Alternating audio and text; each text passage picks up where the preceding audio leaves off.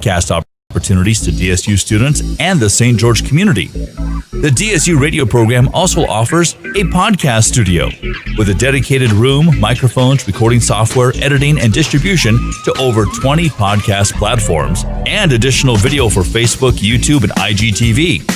For broadcast possibilities and to get your podcast started, contact us 879-4319, 879-4319. Be heard on Radio St. George, Radio Dixie, and a podcast studio. Just a few of the great things happening at Dixie State University.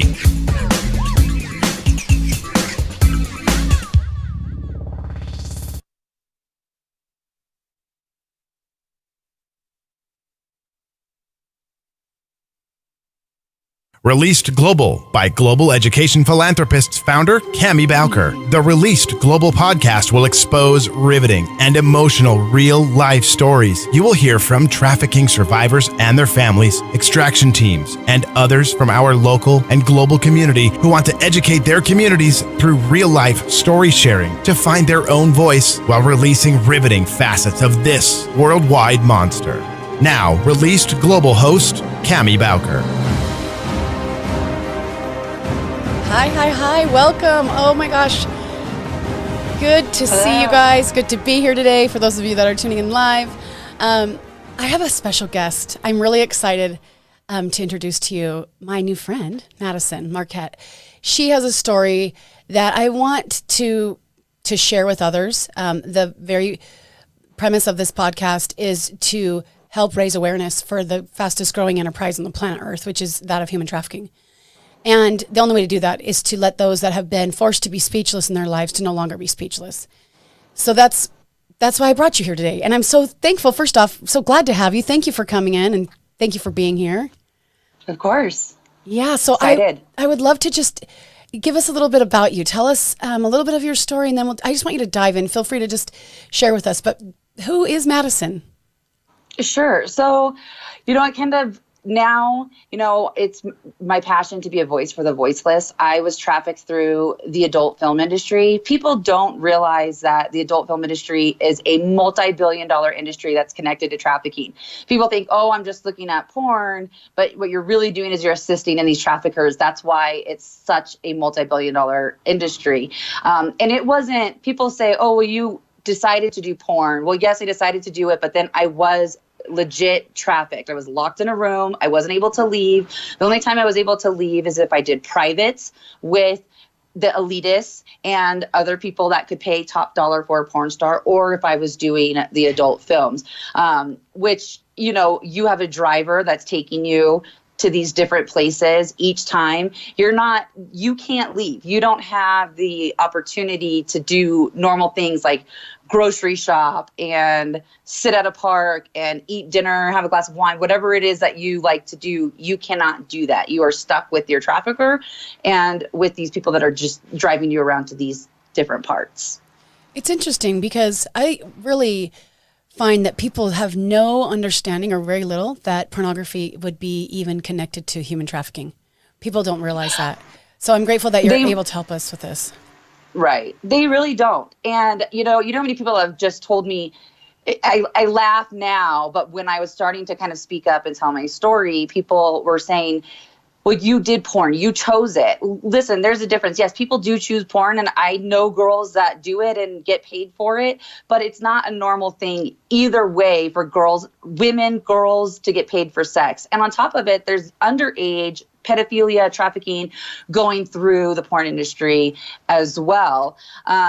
It's, again, a multi-billion-dollar industry that they're trafficking these girls from. My trafficker, Derek Hayes, he was indicted. And when I started telling my story, I was told, you're a liar. There's no way. Well, if I'm a liar, how years later did my trafficker get indicted? And he was sued by multiple girls for trafficking them. I mean, he has millions and millions of dollars, $1 million homes where he has girls in LA, in Northern California, in Colorado, in Utah. I mean, all across the U.S. That's another stigmatization that trafficking only happens abroad. It happens here in the U.S. And so it is a very sad thing that men and women, and they buy porn or they look at it, they go on Pornhub. It's free on Pornhub. One of my issues too is people are sharing this on Facebook, and their excuse for sharing it is, well, I want to make awareness. What you're doing is, one, you've assisted my traffickers. You've paid Facebook to share it. I mean, it's just, you're assisting in it. Let's stop it. If you want to make a difference, you don't need to change someone's mind that trafficking is real. What you need to do is stand up and make a difference. Mm-hmm. Don't use my pain for your fame.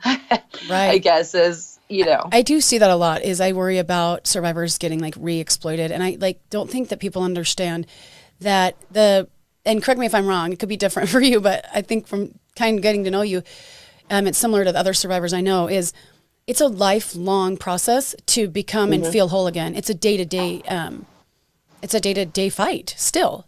So once you change your life or get out of it or however, and I don't even know, maybe you could share with us, how did you get out? How did you, now that I see that you have like a life that's not, you now get to probably go to the grocery store. So how did you get to go from, honestly seeing some of the darkest parts of our society people don't know exist? How did you get out? So I actually was arrested. A police officer, they raided a house in California. I had years prior to getting into trafficking, I was going through a divorce, and I had wrote a bad check. I basically wrote a check from one account to another and took money out. And so there was a warrant out for my arrest. So they raided the house. I got arrested, sat in jail for 74 days. And then at that time, I was like, okay, I'm just going from one prison to another. It's time to die. And that's where I was at. I was going to kill myself. I was going to kill myself in jail. This girl said to me, you're going to get out tomorrow. And I just looked at her and had some few choice names in my head for her and was like, I'm not getting out. And so the next morning I was ready to kill myself. I was thinking of ways to do that. And when I was younger, I did these fashion shows called A Trend from Beginning to End. And Crystal Lewis was friends with one of my sisters. And she sang Come Just As You Are at these fashion shows. So here I am years later, ready to kill myself. I hear on the TV, Come Just As You Are. And so I got up, walked over to the TV. It was like really loud. And it was just on the TV was Joel Osteen, which I laugh because people don't really like him. But at the time, God used him and he said, listen, you're in the darkest spot you've ever been. You want to kill yourself.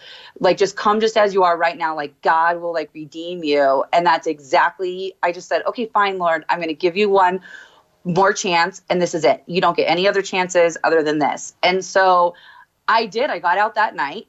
And thankfully. Then, as I got out, and then a woman that ran these Trend from Beginning to End fashion shows took me into her home and just showed me who God was and who Jesus was. The problem was when I was a kid, Jesus was twisted. It was, if you love Jesus, take off your clothes.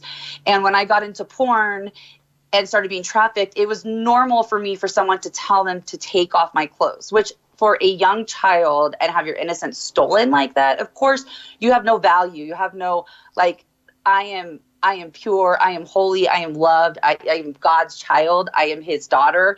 And so here we are years later where I know that, and I have built a relationship with Jesus and said, okay, my kids just, and it is hard. Porn does follow you around. I'm single. I'm a single mom. I can't date because what happens is people Google it and they say, oh, well, you're a porn star. No, I'm not. I was trafficked. I was beat. I was raped. I was sold without my consent. Stop looking at it and acting like I'm this person.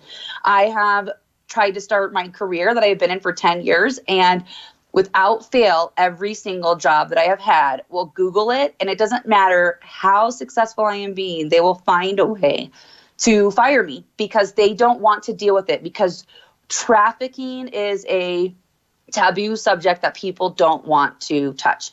People want to talk about it now because they think it's trendy, but when I was being trafficked, let me tell you, it's not trendy. When you're being raped and beaten and sold, it's not trendy. So that's kind of the short version of my story and how I got out.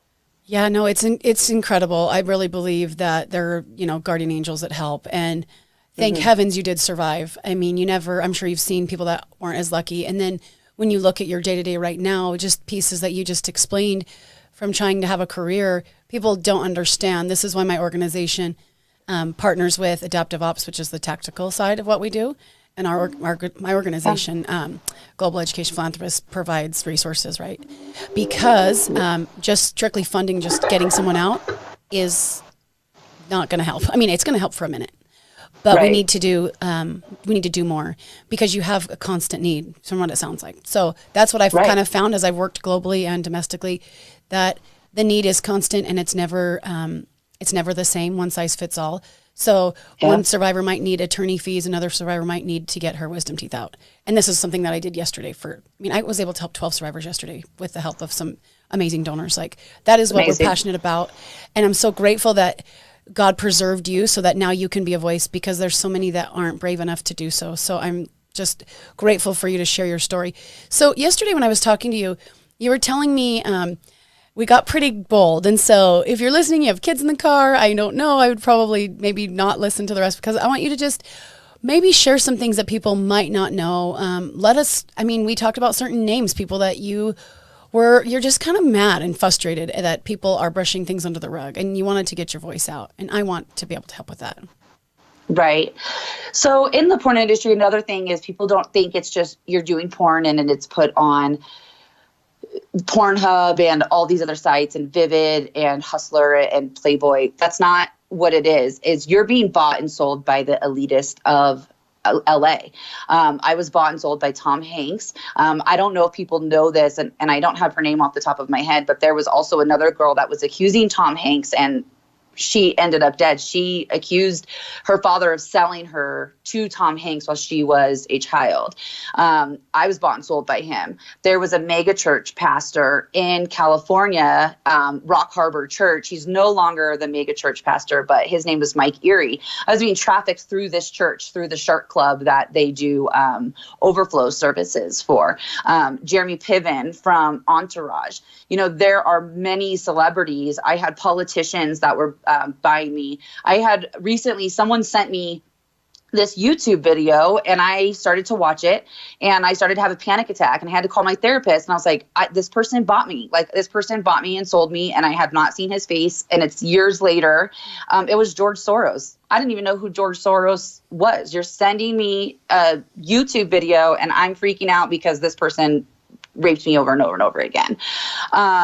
There's just so many. There was police officers ahead of the police. When I did get arrested and got out, I was raped in the jail every night by a police officer because he knew who I was. Now, I'm not saying police officers are bad, because I think in everything there's good and bad, the same with celebrities. But these are mega people, and they are worth billions of dollars. I'm not dumb to think that my safety is not at risk by speaking out, but I'm done being silenced. You chained me up, put it online for people to see, and a twisted sex for me, twisted what love was, all of this, so you can get your rocks off.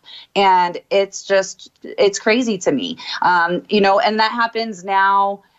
Tom Hanks, that was someone that I watched as a kid. When you watch Big and you see this man watch him, my first interaction with this man was him punching me in the face. That was my first interaction.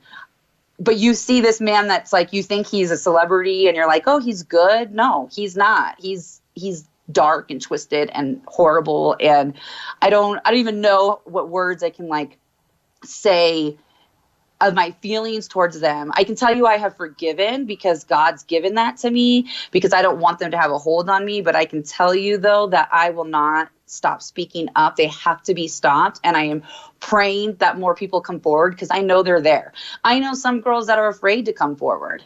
And they're afraid for many reasons. I get threatened from the district attorneys here on a daily basis. I get threatened by different people. On a weekly basis, threatened by other high-profile people, because they don't want me to speak out. They're afraid, because they know it's the truth. Yep, and the light ends up winning in the end. Yep. Yeah. So you're just starting to shine a light, and I'm so grateful for that. And I was thinking, when people watch porn, they don't understand that they're watching rape videos. you're probably made to look like you were forced to probably look like you enjoyed it. Otherwise, what happens, right? You don't. What happens if you can't mess it up, right? They make you look like you enjoy it, or you're supposed to, right? Well, they make it look like that, but sometimes they do film it as rape scenes, and that's out there. It's like, I'm going to film it as a rape scene because it's what people want to see. They want to see that gory. But what I always tell people, if you're addicted to porn or you're looking at it, just look at the girl's eyes. You can look at anyone's eyes now or in porn, and you can see that they don't want to be there, that they're hurting. I don't think that I have, I don't watch porn, but I don't think I've ever seen, when I was on a set, a girl that wanted to be there. I didn't want to be there. And you just look at their eyes. It's death. It's sadness. It's, they're drugging you up as well, so you comply to what they want. You don't even know what they're giving you. They're just shooting you up. And I'm not saying they're giving you heroin, because I don't, no, it was like in your butt. Like, let me make you comply. Or they gave you a drink and you comply and do what you want me to do. Mm-hmm. So, and then when people, like you said, when people go on and watch porn on Pornhub, you're just like you're watching a rape video again and again and again. And sometimes the victims are underage, but they look like the girl could look like an adult. Have you ever seen, you touched briefly on it, the underage side of this whole monster as well? Yeah. So yes, recently a girl just, committed suicide.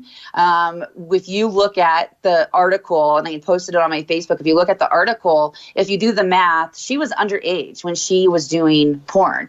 I also did another post on how many girls committed suicide or died of a drug overdose when they were doing porn. They were all underage. And this was just like a short research and of girls that I have known.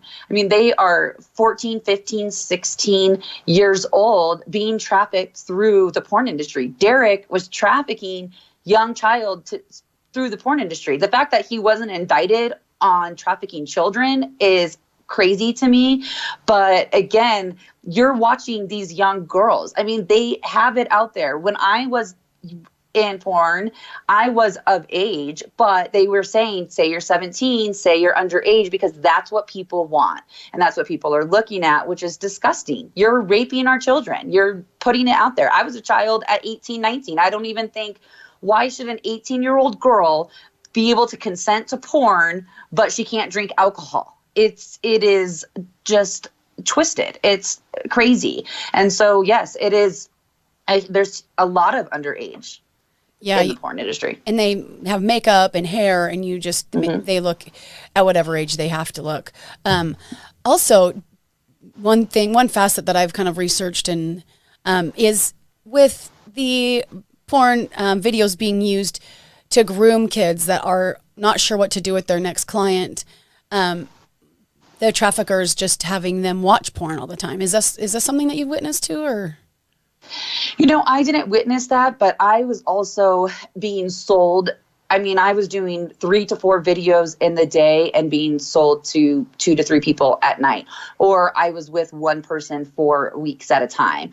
So I never had to watch it, but I do know that happens. It's something that I have heard from girls that, one, were underage and are now out of it and are survivors and have gotten help, or girls that are still in it, that they are frustrated because they may be choosing to do porn, but they don't want the young girls to be in it as either.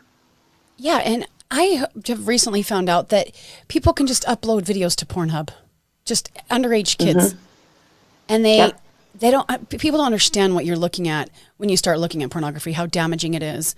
I mean, it's very addictive, and you're watching people that are literally starved, and when their cameras aren't rolling, like you mentioned, chained to a bed. Like, what is an average day in the life? What was a day in your life like? What would it look like? I mean, you're locked in a room. The lock was on the other side of the door. You're barely getting fed. And if you are getting fed, you're not really wanting to eat because you're just so disgusted with what's happening to you that you just physically and mentally cannot eat. Then they say, okay, well, we're going to take you to the porn site. We're going to get your makeup done. We're going to get you like your tanning done. You're going to do your shoot. Then you're going to go to the next shoot. And then maybe at nighttime, you're going to do a private with, let's say, one of these celebrities, Tom Hanks, Jeremy Piven, megachurch pastor Mike Erie. And then you're staying with them. And then they're doing whatever their sick, twisted fantasy is to you, which is usually torture. And then you go back, and then sometimes they'll say, okay, well, you're too bruised up to do porn, so we're going to let you rest for a couple days until your bruises fade and we could put makeup on it. And then it's like the cycle just starts all over again. And that's the day in the life.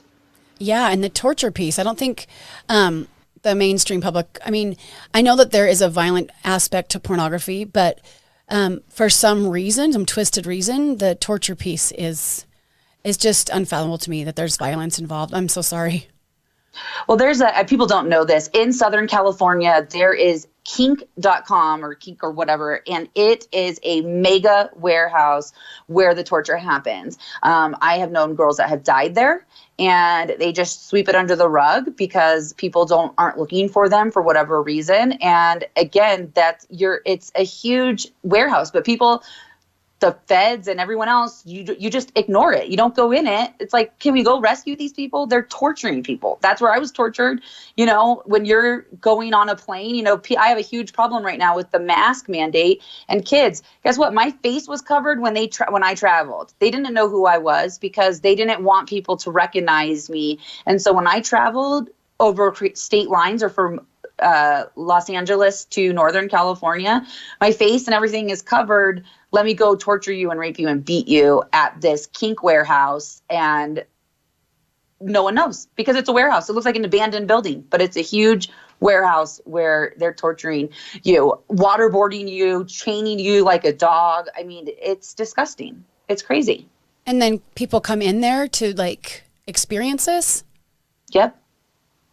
Wow. Yeah. Wow. Yeah.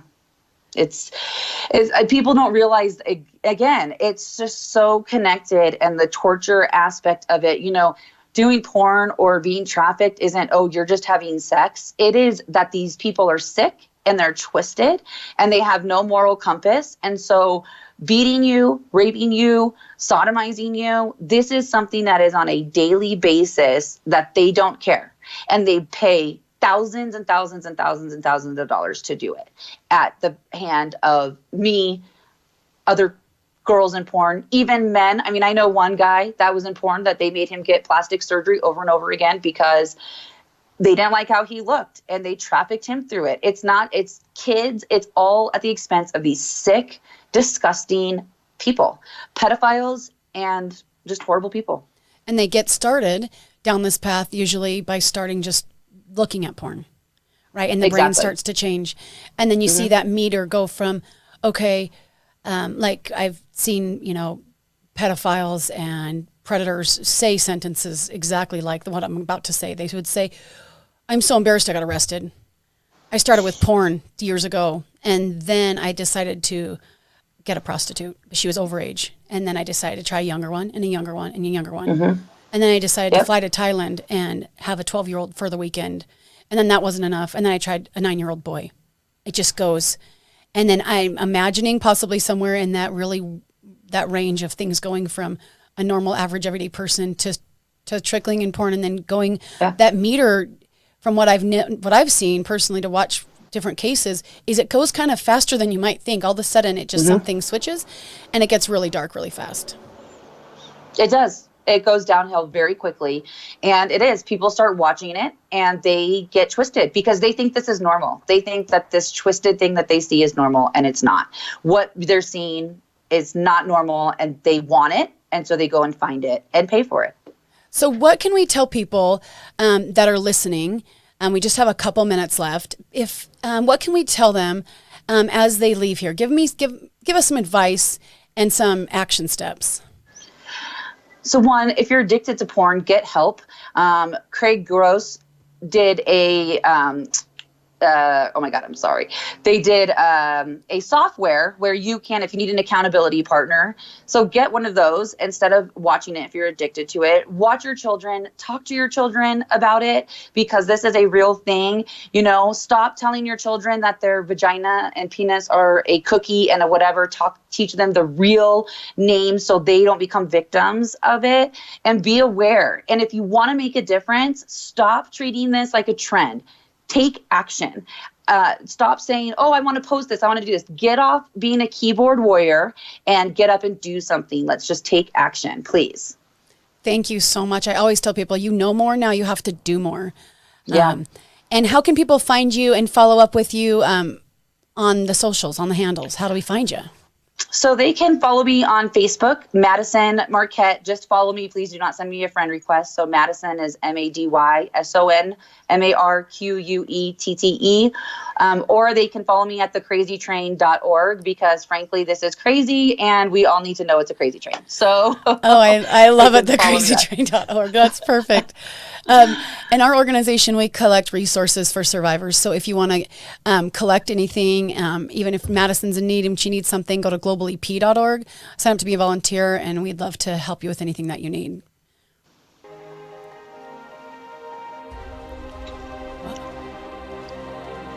Thanks for listening. We are out. Released Global, look us up. This has been Released Global. Go to releasedglobal.com or email releasedglobal@gmail.com if you know anyone who has been affected by human trafficking in any way and would be willing to share their story and help us release the hidden stories and help save more people. Releasedglobal.com, on Facebook at Released Global, or online at releasedglobal.com.